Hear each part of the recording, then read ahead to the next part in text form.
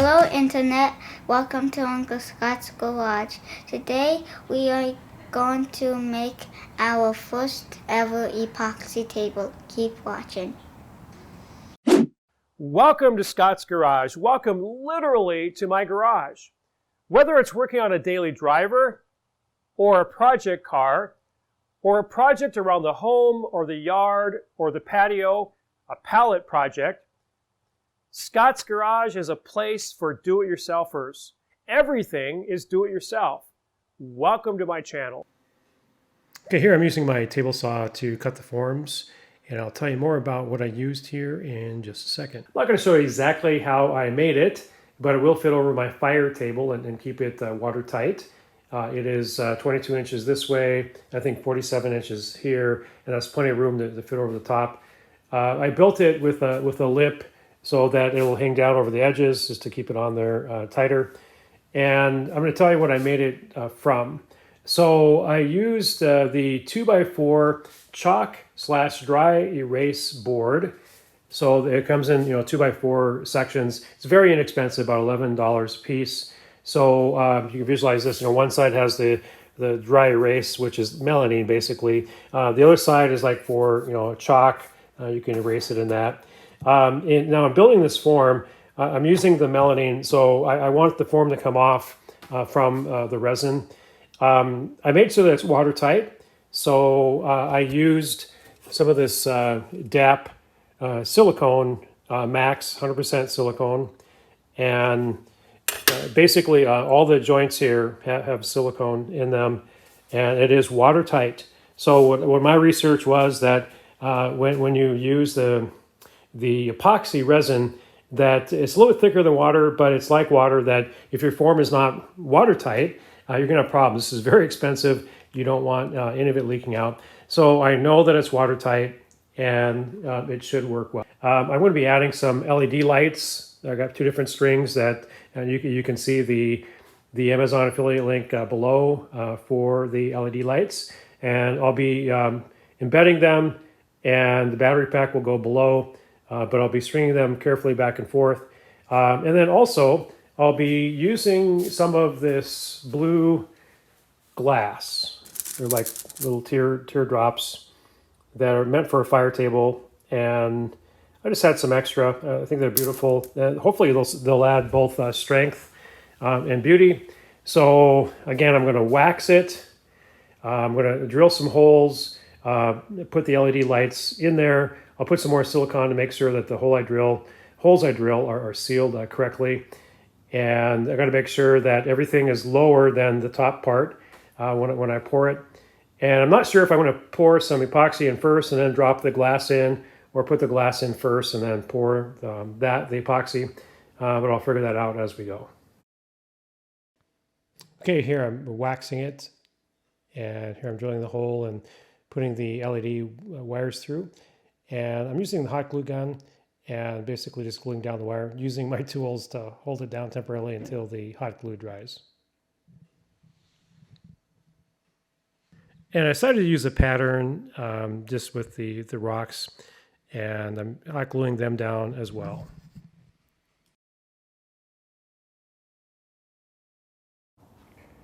Okay, in doing my research on epoxy pours and possible fails, the number one fail was when the form cannot handle the heat of the epoxy. And this is going to be, for the most part, about a 3/4 inch pour. However, on the edges it drops down where it's going to be well over an inch and a half or so.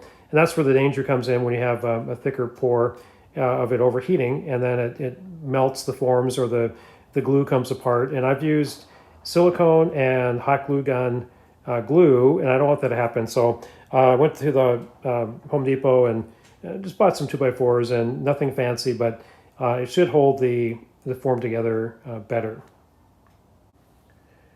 Okay, I did my research when it comes to epoxy pours, and you have to make sure you get a brand that can handle a deeper pour. In my case, probably about 1.5 inches on the edges here and about 3/4 inch on top here. And this particular brand, which is sold on Amazon, you can see my affiliate link below, got a very good rating. It can handle a deep pour, and it was more affordable. So you get 3 gallons total. Some of these are like half gallons, you get like a gallon and a half total, but 3 gallons total. So 2 gallons of the base resin, and then 1 gallon of the curing agent. So it's a 2-to-1 ratio. Okay, I'll be using a heat gun once I start the pour, and I chose a Wagner Fern 300, and you can see the affiliate link below on Amazon.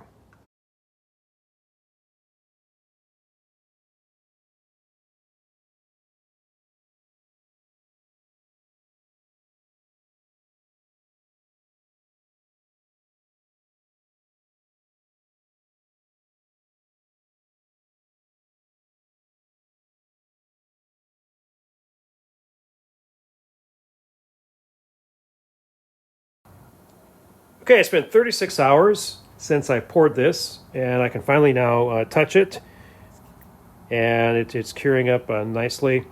I'll wait the full 72 hours before I take the forms apart. Now, just my reaction at this point. Overall, I really like it. I love the swirls. I love the color. I embedded the glass in there to raise the epoxy level. I'm not sure I'm pleased with that. We'll see.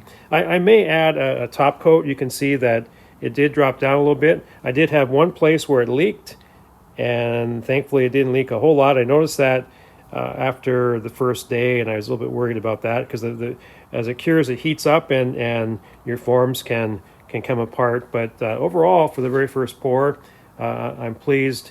Again, I might add another layer and maybe swirl some other colors on that. We'll see. Probably will start with this for now. I can always add another layer later. Okay, I've decided, since everything's framed up, that now's the time to add a little bit more resin. I'm going to add half a gallon more.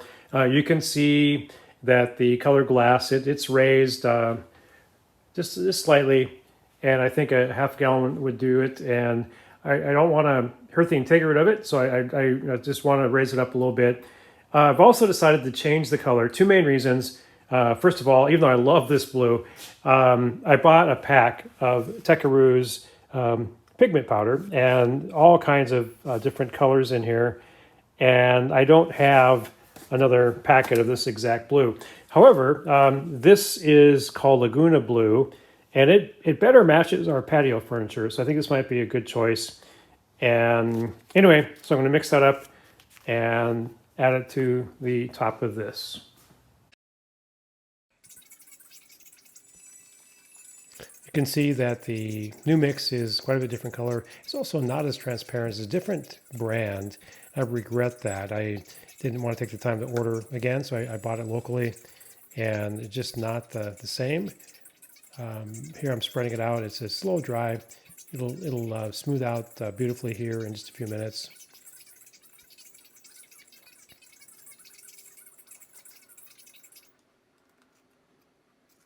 And it's enough to raise it so that the glass beads are not showing anymore.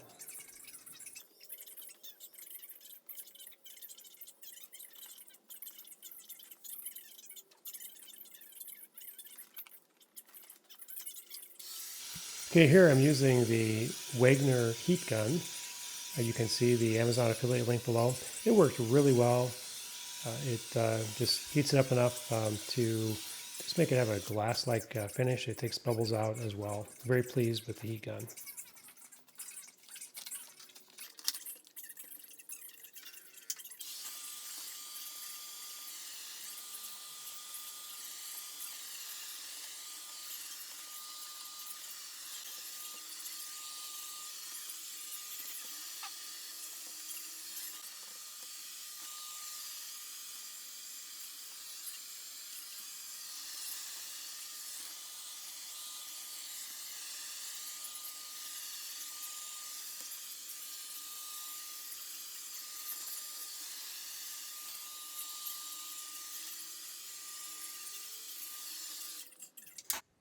Okay, I've waited 72 hours to this point.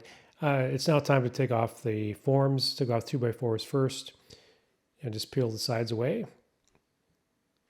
Since I waxed the forms, it peeled off quite easily. The bottom part was not so easy. I had to glue a 2x4 on that chalkboard, and then I pulled it up and it came right off. It's hard to see here, but I have my cobalt router, and I'm routing a camper edge on each of the sides. Just love that cobalt router. I thought I'd show you this. This is the back side, the underside of it. You can see the pattern better. So it came out of the form beautifully. It's about approximately ½ inch thick, very strong. And this is my first epoxy project. This will be a cap, really, for a table that I've already made. And I think I could have done a better job on the mixing it and stuff, but overall, I think it's going to work really well, function really well for what I have in mind. Okay, it fits perfectly, and the overlap is exactly what I was hoping it would do. So we have a nice shiny surface now for this table. This will work well to keep the rain out. In summer months, we can just use it as a table on our patio, and overall, very pleased. My first epoxy project. There'll be more on Scott's Garage. If you got any value at all from this video, please give me a like. It costs you nothing, but it's of great value to me. And as usual, have a great day. Hello, Internet. Welcome to Uncle Scott's Garage. Today we were gonna be making our first epoxy table. Keep watching.